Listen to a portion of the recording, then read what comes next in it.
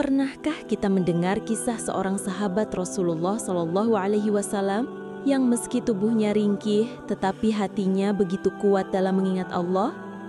Diceritakan, ada seorang lelaki miskin di Madinah. Tubuhnya kurus, pekerjaannya tidak menentu, dan hidupnya penuh kesederhanaan. Namun, setiap kali ia duduk bersama Rasulullah Shallallahu Alaihi Wasallam, wajahnya selalu bercahaya, dadanya lapang, dan lisannya penuh zikir. Sampai-sampai para sahabat heran, bagaimana mungkin seseorang yang hidup serba kekurangan bisa tampak lebih tenang dibanding mereka yang memiliki kelapangan harta? Ternyata, rahasianya bukan pada harta, bukan pula pada kedudukan, tetapi pada zikir yang menyatu dengan nafasnya. Ia bernafas, lalu berzikir. Ia diam, namun hatinya selalu bersama Allah. Inilah yang membuat hidupnya terasa ringan, meski dunia menimpakan beban begitu berat kepadanya.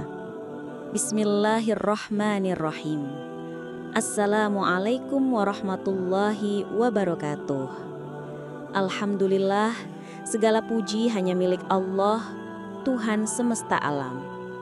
Sholawat dan salam semoga selalu tercurah kepada junjungan kita, Nabi Muhammad Sallallahu Alaihi Wasallam, kepada keluarga beliau, para sahabat beliau, dan seluruh umat beliau sampai akhir zaman.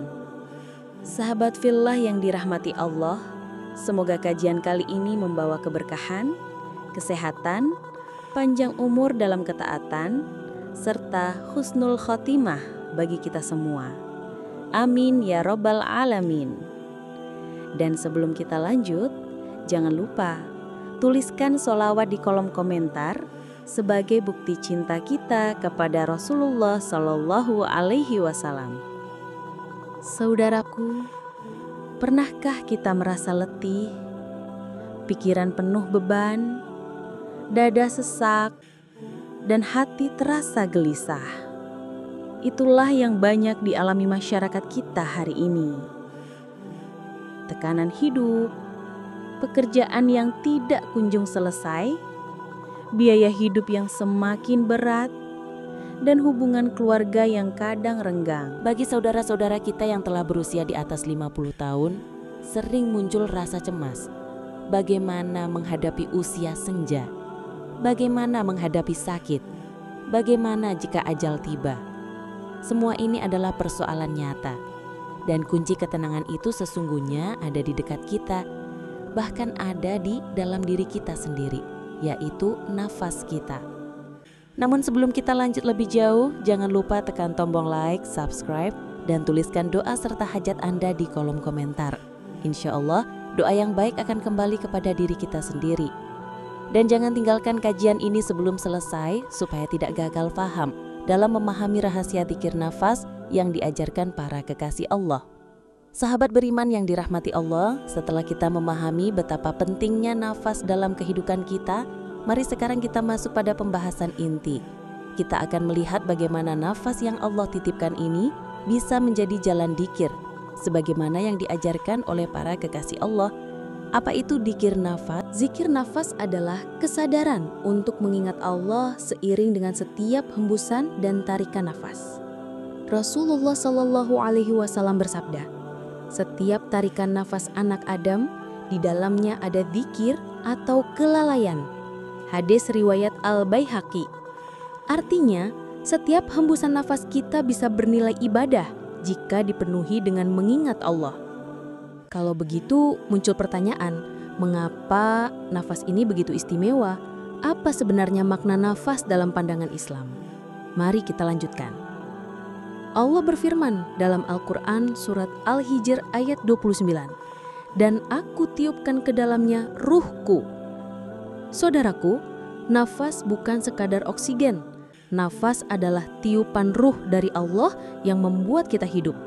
Maka, jika nafas ini kita isi dengan zikir, berarti kita sedang menyambungkan ruh kita kepada Sang Pencipta. Setelah kita tahu bahwa nafas adalah titipan Allah, tentu muncul pertanyaan, bagaimana cara praktis kita memanfaatkan nafas ini agar selalu menjadi zikir? Mari kita bahas langkah-langkahnya. Caranya sederhana, namun butuh latihan hati. 1. Saat menarik nafas, hadirkan kesadaran Allah. 2. Saat menghembuskan nafas, hadirkan kesadaran Huwa, artinya dialah Allah. Tidak perlu dengan suara keras, cukup dengan hati yang khusyuk. Zikir ini bisa dilakukan kapan saja, saat duduk, berjalan, berbaring, bahkan ketika sedang bekerja. Nah, kalau zikir nafas sudah kita lakukan, apa yang akan kita dapatkan? Mari kita renungkan bersama manfaat besarnya dalam kehidupan sehari-hari. 1. Menenangkan hati. Sebagaimana firman Allah dalam Al-Quran, surat Ar-Ra'd ayat 28.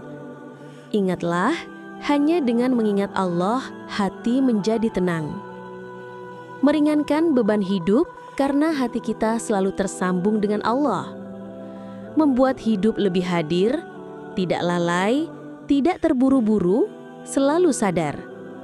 Mempersiapkan husnul khotimah, karena jika nafas terakhir keluar dengan dzikir, insya Allah kita wafat dalam keadaan terbaik.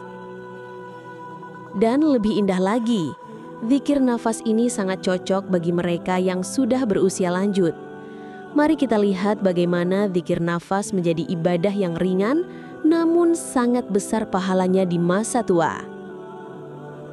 Bagi saudara-saudara kita yang sudah berusia lanjut, dzikir nafas adalah ibadah yang sangat mudah.